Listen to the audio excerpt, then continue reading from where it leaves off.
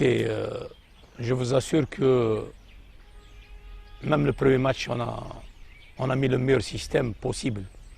Mais simplement, ce que je peux vous dire, si je peux revenir en arrière, en partant après le match, après le stage d'Italie, lorsque nous sommes partis, la dernière séance s'est passée mercredi. Nous sommes venus jeudi sur le Caire. Je n'avais pas encore la composition de l'équipe. Tellement il y avait de blessés. Vous arrivez au Caire, à l'aéroport, donc vous avez compris ce qui arrive, donc traumatisme, c'est plus que... Et vous perdez encore deux. C'est-à-dire vous avez deux joueurs blessés encore parmi les titulaires. Alors imaginez un petit peu que jusqu'à le dernier moment, pour composer l'équipe, uniquement pour composer, j'ai fait jouer plusieurs joueurs, alors que ce n'est pas de mes habitudes, j'ai fait des joueurs qui étaient blessés, mais qui avaient le plus d'expérience, alors que ce n'est pas de mes habitudes, lorsque le joueur n'est pas à 100%, je ne le mets pas. Et c'est pour cette raison que j'ai mis un système en plus. L'objectif c'était quoi au Caire? C'était de gagner, c'était de faire match nul ou au plus perdre 1-0. C'était ça notre objectif. Et on pouvait l'atteindre facilement si les conditions étaient normales. Et même avec ce système, avec un seul attaquant, on pouvait l'avoir. Et d'ailleurs, vous avez vu après, lorsque l'équipe a commencé, notamment pour revenir au premier match, on s'est créé pas mal d'occasions de but. Alors imaginez si les contextes étaient favorables. Imaginez si on pouvait, comme ce que j'ai dit au Caire, les joueurs n'ont pas su garder la balle, alors que j'ai mis les meilleurs joueurs sur le plan technique, qui pouvaient garder le ballon sur le plan individuel et collectif. Bon, bref, je reviens. Donc bien sûr que, après c'est un autre match, c'est tout à fait, qui se joue sur 90 minutes ou 120 minutes, ou sur des pénaltys, qui pouvaient jouer sur ça. C'était un match de coupe, donc les données ont complètement changé. Et maintenant, sur le plan tactique, l'Égypte nous connaît bien. Nous, on les connaît très bien aussi. Donc, on a mis, et en plus, autre avantage, on a pu récupérer dans les 3 ou 4 jours encore, y compris les blessés, même si on a eu 2 suspendus. Yebda était déjà sur le banc dans le premier match. Donc, il pouvait être titularisé, etc. etc. Donc, je vous ai dit que les 3 entraînements, j'ai joué que sur de la récupération. On a récupéré Matmour, on a récupéré Halish, on a récupéré tous les gens qui étaient Antar Yahya était en meilleure disposition. Bougra était beaucoup mieux, vous avez vu, entre le premier et le deuxième match. Donc, il y a une amélioration physique, une amélioration de la santé. Et c'est là où, et encore un point important, j'ai senti chez les joueurs, notamment, vous dites, avec l'arrivée des joueurs, avec l'arrivée de nos responsables politiques qui étaient là, parce que le Hagara, tout le monde était là pour nous soutenir, et je sentais qu'ils avaient plus que la volonté de se battre sur un terrain. Écoutez, il y a des blessés qui m'ont dit, Cheikh, on est là, même si on est blessé, on est là, vous pouvez compter sur nous. Tout le monde voulait jouer. Mais là, j'ai travaillé sur le plan psychologique. Nous avons travaillé sur le plan psychologique, avec le président, avec tout le monde, pour tempérer les ardeurs, pour rester dans le cadre de la réglementation de la FIFA.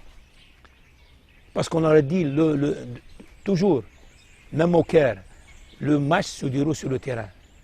Il n'y a pas eu de problème, ni au premier match sur le terrain, ni même s'il y avait sur le deuxième match, il y avait beaucoup plus disons, les deux équipes étaient beaucoup plus excitées parce que bien sûr, parce que l'issue du match. Mais en fait, il n'y a pas eu de grandes choses. Et ça va. Ça, c'est les bonnes choses pour le football africain, pour le football arabe.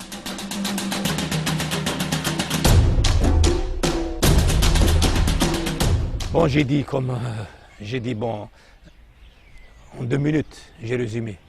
On tient le match 1-0. Parce que le match, on savait depuis le début, jeudi, ça va dérouler sur une différence d'un but. C'est pas... Maintenant, on gère le physique, parce que là, il y a beaucoup de joueurs qui sont blessés, qui ne sont pas en forme. Donc, il faut être intelligent tactiquement. On les laisse venir et on les contre. Je pense que c'est comme ça que ça s'est déroulé. L'Égypte a poussé, ils ont eu pas mal d'occasions. Nous aussi, nous avons les meilleures occasions de contre. Et là, nous n'avons pas été efficaces.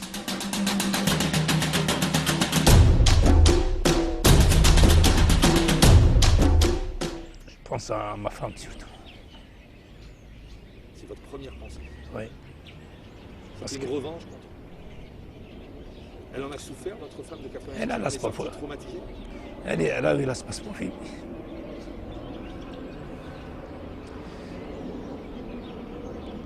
Écoutez, vous m'avez fait pleurer déjà une fois. Le traumatisme est là, il est profond. Mais je ne voulais plus revenir après 86 à l'équipe nationale. Pour protéger ma famille. Mais M. Rawarawa, c'était là. Bon, je suis revenu par des trucs, des périodes de foi. Mais la principale, là, en septembre 2007, lorsqu'il m'a vu au comité olympique, parce qu'il me connaissait très bien, il connaissait pourquoi je refusais de prendre l'équipe nationale. Il m'a dit, va voir avec ta famille, réfléchis bien si on va essayer de faire un bon coup, de travailler. Nous sommes au fin de notre parcours tous les deux et essayons maintenant de nous associer pour essayer de qualifier, faire revenir l'équipe nationale en Coupe d'Afrique et en Coupe du Monde. Voilà, maintenant je vous le dis, c'était en septembre. Bon, ça a été difficile avec ma famille, notamment, même mes enfants sont traumatisés et ma femme, donc ils ont accepté.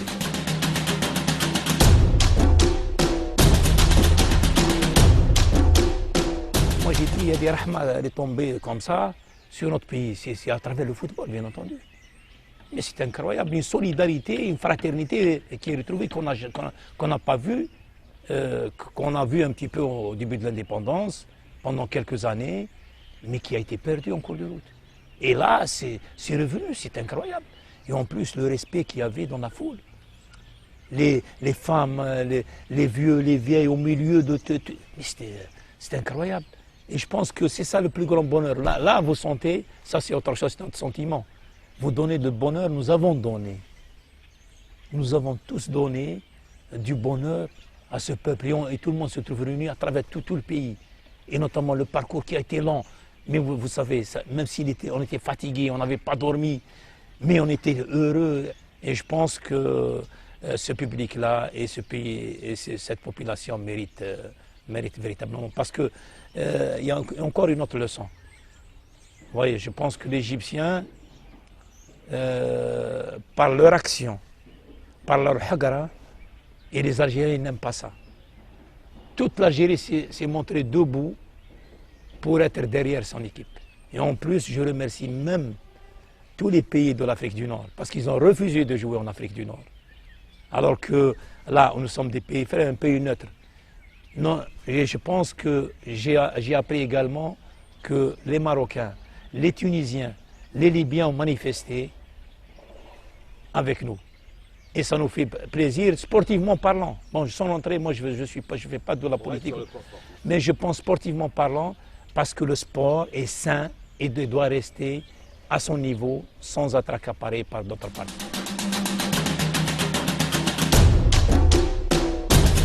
Oui, tout à fait. Le plus beau jour, c'était à Khartoum, qui a continué encore jusqu'à, comme vous dites, jusqu'à ces jours-ci. Et particulièrement, comme vous dites, parce que vous êtes reçu royalement, c'est la première fois que ça m'arrive.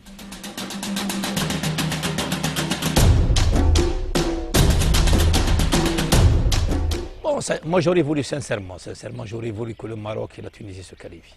Parce qu'ils ont un potentiel également, parce que ça aurait été bien parce que là je dirais en toute objectivité, c'est pas normal. C'est pas normal avec le potentiel qu'a maintenant là, de se faire qu'en Afrique on soit représenté, et même dans le monde arabe, que par une seule nation. Alors qu'il y a beaucoup de progrès, il y a beaucoup de potentiel. Moi, l'équipe du Maroc, je ne comprends pas. Même si j'écoute mes amis de Midi Sat pour comprendre, pour essayer de comprendre. Mais le potentiel, par exemple, de l'effectif marocain est extraordinaire.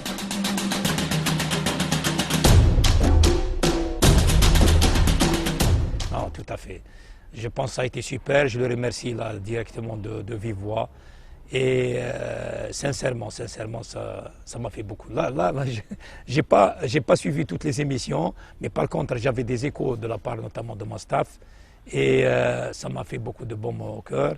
Et ça me fait plaisir parce que je sais que j'ai des frères et des amis qui sont là-bas. Et c'est très important, surtout dans les moments difficiles.